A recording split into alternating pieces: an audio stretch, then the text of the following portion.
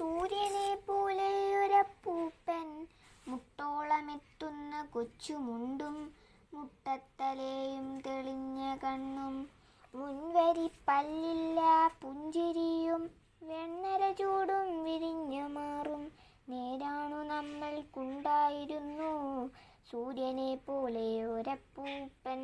നീളൻ വടിയൂന്നി നിന്നു ചൊല്ലി ദേവനെ പോലെയൊരപ്പൂപ്പൻ. തങ്ങളിൽ സേവിക്ക നിങ്ങളെന്നും അമ്മയെ സ്നേഹിക്ക നിങ്ങളെന്നും സത്യം പറയുക നിങ്ങളെന്നും മക്കളെ നന്നായി വരട്ടെ നിങ്ങൾ.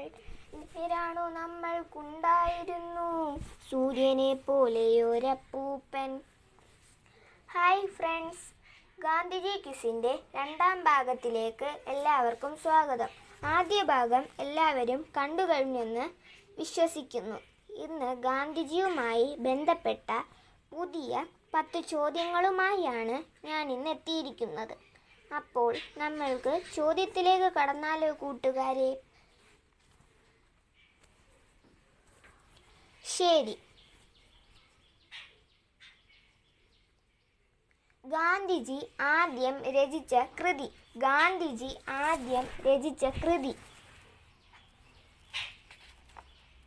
ഹിന്ദ് സ്വരാജ്.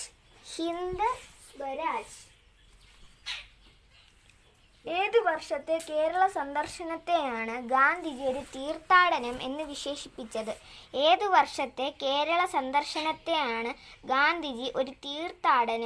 വിശേഷിപ്പിച്ചത്?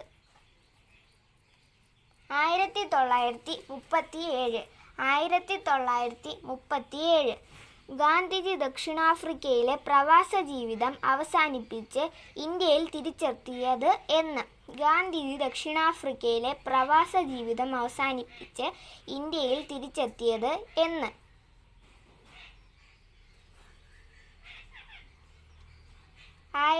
1915 ജനുവരി 9. 1915 ജനുവരി 9.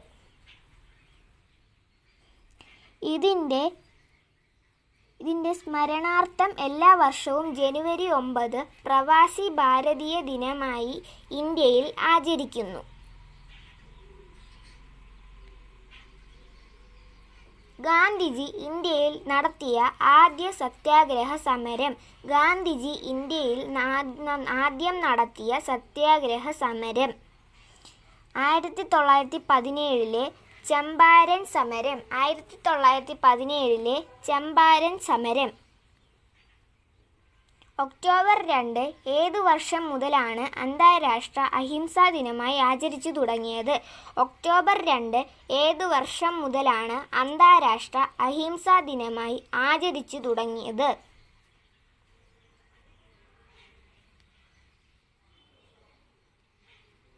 2007.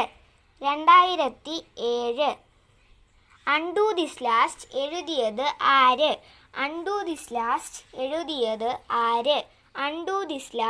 എഴുതിയത് ആര്? John Ruskin. ഏതു വർഷമാണ് ഗാന്ധി ജയന്തിയുടെ 150ാമത് വാർഷികം ആഘോഷിച്ചത്? 2019. ഗാന്ധി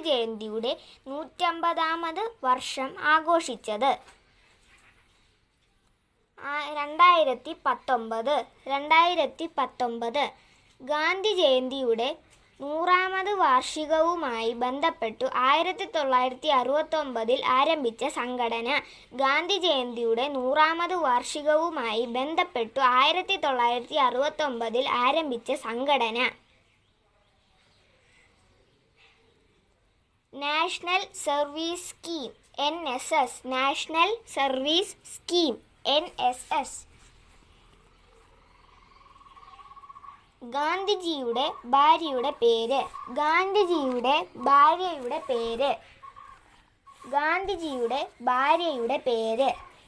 കസ്തൂർബ ഗാന്ധി. ചോദ്യങ്ങളും അവയുടെ ഉത്തരങ്ങളും എല്ലാവർക്കും വീഡിയോ ഇഷ്ടപ്പെട്ടിട്ടുണ്ടെങ്കിൽ ലൈക്ക് ചെയ്യുക, ഷെയർ ചെയ്യുക, കമൻറ്റ് ചെയ്യുക. കൂടുതൽ വീഡിയോ നോട്ടിഫിക്കേഷനായി ചാനൽ സബ്സ്ക്രൈബ് ചെയ്യുക. താങ്ക്